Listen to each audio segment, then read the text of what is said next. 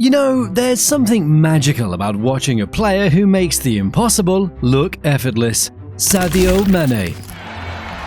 A lovely flick, brilliant! Mané! That name alone brings back so many incredible memories. A kid from a tiny village in Senegal playing football with makeshift balls on dusty streets, dreaming of something bigger.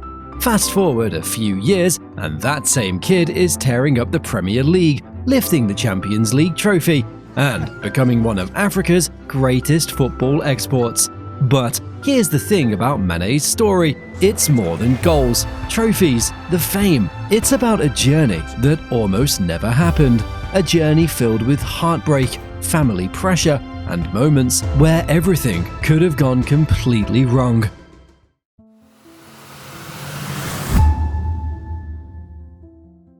Let's start at the very beginning in a place called Bambali. Now, if you've never heard of Bambali, don't worry, most people haven't. It's this tiny village in southern Senegal with a population of around 2,000 people.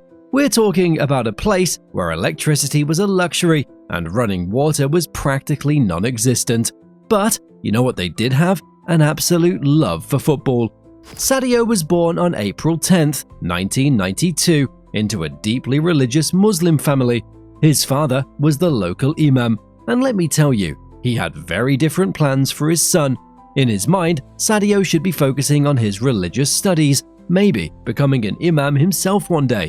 Football? That was just a distraction, a waste of time that took away from more important things.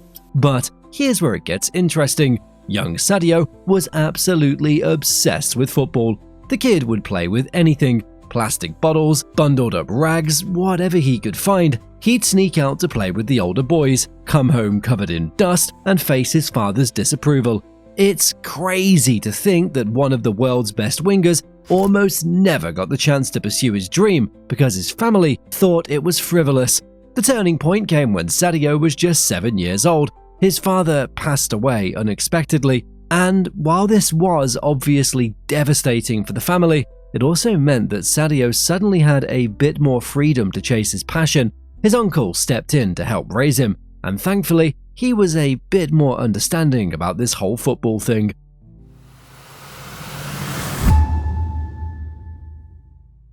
Now, here's where Sadio's story gets really interesting. When he was about 15, he heard about this academy called Generation Foot in Dakar, the capital. For a kid from Bambali, Dakar may as well have been another planet, but Sadio was determined. He convinced his family to let him go, left everything he knew behind, and made the journey to chase his dream. Generation Foot wasn't just any academy, it was a pipeline to European football.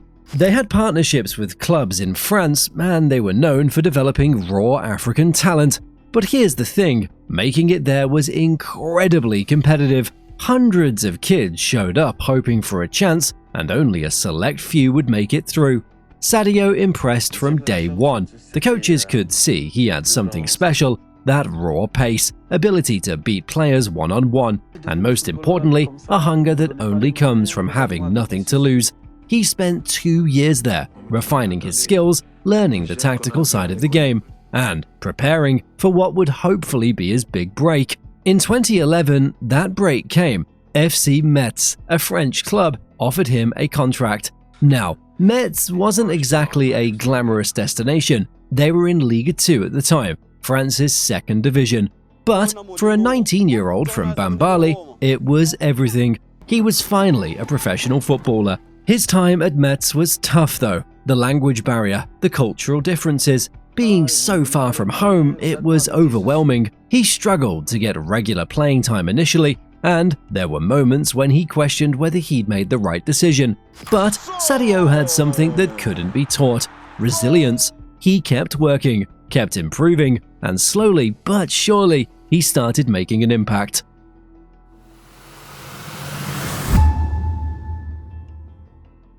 After 2 seasons at Metz, Sadio caught the attention of Red Bull Salzburg in Austria. This was a massive step up. Salzburg was playing in European competitions, they had better facilities, and they were known for developing young talent before selling them to bigger clubs. Sadio signed with them in 2012, and this is where his career really took off. Under the guidance of some excellent coaches, Sadio's game evolved dramatically. He wasn't just a raw speed merchant anymore. He was learning when to run, when to pass, when to shoot. His numbers, they speak for themselves: 45 goals in 87 appearances. But, more importantly, he was catching the eye of scouts from some of Europe's biggest leagues. Then came 2014, and with it, the call that would change everything. Southampton, this ambitious Premier League club, wanted to sign him. The fee was around £10 million, which doesn't sound like much now, but back then, for a player from the Austrian league, it was significant. Southampton had this reputation for taking risks on lesser-known players and developing them into stars. Ronald Koeman was their manager at the time, and he saw something special in Sadio. Kia was this electric winger who could terrorize defenders with his pace, but also had the technical ability to match it. Koeman gave him the freedom to express himself, and boy, did Sadio take advantage of that opportunity. His Premier League debut came against Liverpool at Anfield, and little did anyone know that stadium would become a second home a few years later. But first, he had to prove himself at Southampton, and prove himself he did. In his first season, he scored 10 goals and provided 6 assists. Not bad for a newcomer to English football, right? But it was in his second season that Sadio really announced himself to the Premier League. May 16th, 2015, a date that every Southampton fan remembers. They were playing Aston Villa, and Sadio scored a hat-trick. But not just any hat-trick, the fastest hat-trick in Premier League history at the time. 2 minutes and 56 seconds. That's barely enough time to grab a drink from the fridge, and this guy scored 3 goals.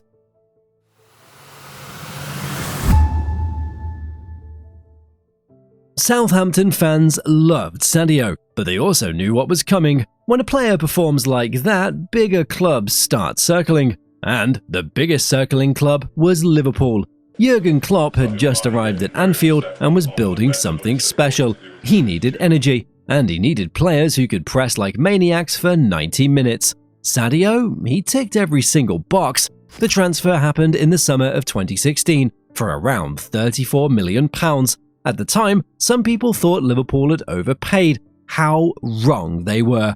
Sadio's impact was immediate. In his very first season, he scored 13 Premier League goals and formed this incredible partnership with Roberto Firmino and Philippe Coutinho. But it was when Mohamed Salah arrived the following season that things really clicked. The famous front three of Salah, Firmino and Mané became one of the most feared attacking trios in world football.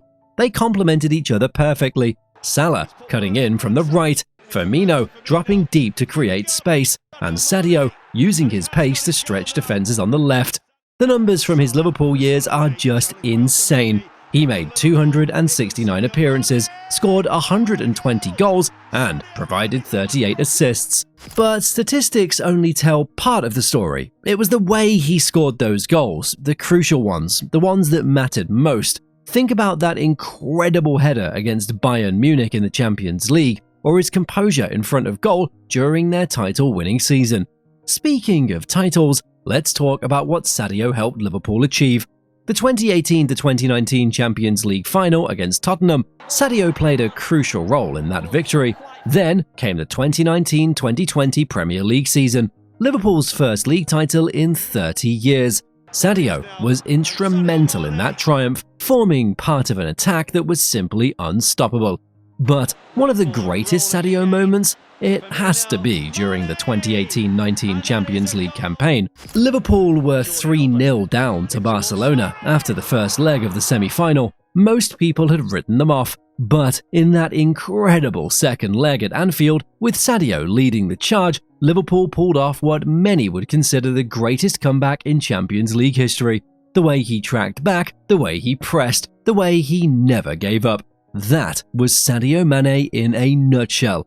You know what made Sadio special at Liverpool? It wasn't just his ability on the ball, it was his work rate, his humility, and his team-first mentality.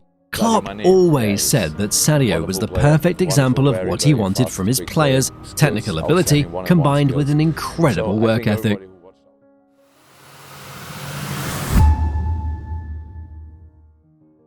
After 6 incredible years at Liverpool, Sadio made a decision that surprised many people. In the summer of 2022, he decided it was time for a new challenge. Bayern Munich came calling, and the allure of playing for one of Europe's most successful clubs was too strong to resist. The move made sense on paper. Bayern had just won their 10th consecutive Bundesliga title. They were always competitive in the Champions League, and they offered Sadio the chance to work with some of the world's best players. The transfer fee was around 32 million euros, potentially rising to 41 million euros with add-ons. But here's the thing about football. Sometimes moves that look perfect on paper, they don't work out as expected. Sadio's time at Bayern was complicated. He arrived with huge expectations, and initially things looked promising. He scored on his debut, and his pace seemed perfectly suited to the Bundesliga. However, as the season progressed, it became clear that the fit wasn't quite right. The system at Bayern was different from what he was used to at Liverpool. The style of play, the positioning, even the relationship with his teammates, everything felt slightly off. He ended up with 12 goals in 38 competitive matches, which isn't terrible, but it wasn't the Sadio Mané we'd grown accustomed to seeing. There was also some reported issues behind the scenes. Without going into too much detail, let's just say that the harmony in the dressing room wasn't what it should have been. Sometimes in football, personalities just don't mesh, and that seemed to be the case here. The Champions League campaign that season was particularly frustrating for Bayern and, by extension, for Sadio. They were knocked out by Manchester City in the quarter-finals, and you could see the disappointment in his face. This wasn't what he'd signed up for. By the end of the 2022-23 season, it was clear that both Sadio and Bayern were ready for a change. It wasn't anyone's fault, really. Sometimes these things just don't work out. But what happened next was something that very few people saw coming.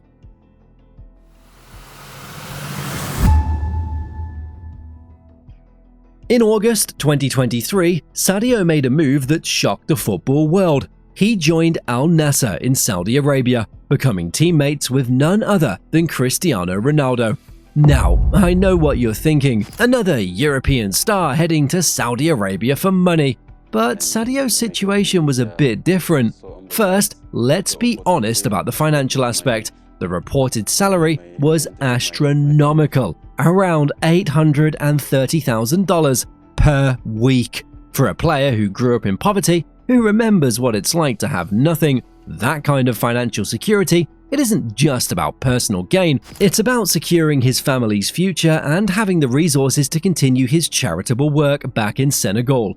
But there was more to it than just money. Sadio was 31 at the time. He'd achieved almost everything there was to achieve in European football, and he was looking for a new type of challenge, playing alongside Cristiano, helping to develop football in a new region, being part of something that was bigger than just club football.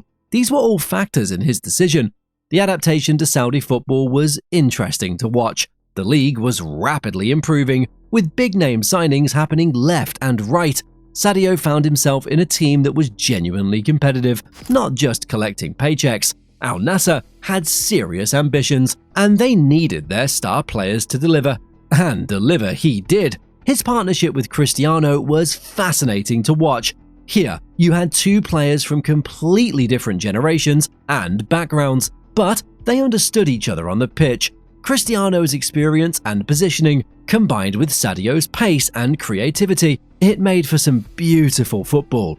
The Saudi Pro League presented its own unique challenges. The climate was intense, the travel distances were enormous, and the style of play, it was different from what Sadio was used to. But he adapted, as he always had. His professionalism and attitude won over teammates and fans alike.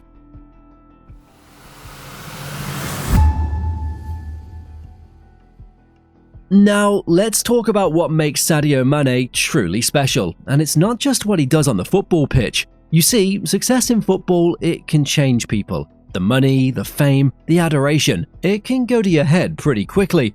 But Sadio, he's remained exactly the same humble guy who left Bambali all those years ago. Remember that 32 million euro transfer fee to Bayern Munich? Well, most players would have bought a fleet of supercars or a mansion in Monaco. Sadio's first major purchase? A school for his hometown. Then came a hospital. Then better roads, clean water systems, and infrastructure that would benefit everyone in Bambali. I've seen interviews where journalists ask him about his charitable work, and he gets almost embarrassed to talk about it. That's the thing about genuine humility, it doesn't need to be advertised. Sadio doesn't do charity work for the Instagram posts or the publicity. He does it because he remembers where he came from, and he wants to make sure other kids from his village have better opportunities than he did. There's this famous story about Sadio that really sums up his character. A few years ago, someone spotted him at a gas station in Liverpool, cleaning his own car. Not getting it detailed by professionals, not having assistants do it. Just Sadio, in regular clothes, washing his car like any normal person would. When asked about it later, he just shrugged and said it's important to stay grounded. His impact? It goes way beyond his hometown though. Sadio has become a role model for an entire generation of African footballers. He's shown that you don't have to change who you are to succeed at the highest level. You can be humble, you can be religious, you can stay connected to your roots, and still compete with the very best players in the world. If you are inspired by Mané's incredible journey from the dusty streets of Bambali to the grandest stages of world football, hit that like button and subscribe for more stories of footballing legends. Because it's rare to see a player stay so grounded, so committed to his roots, while reaching the pinnacle of success. Mané's legacy extends far beyond goals and trophies.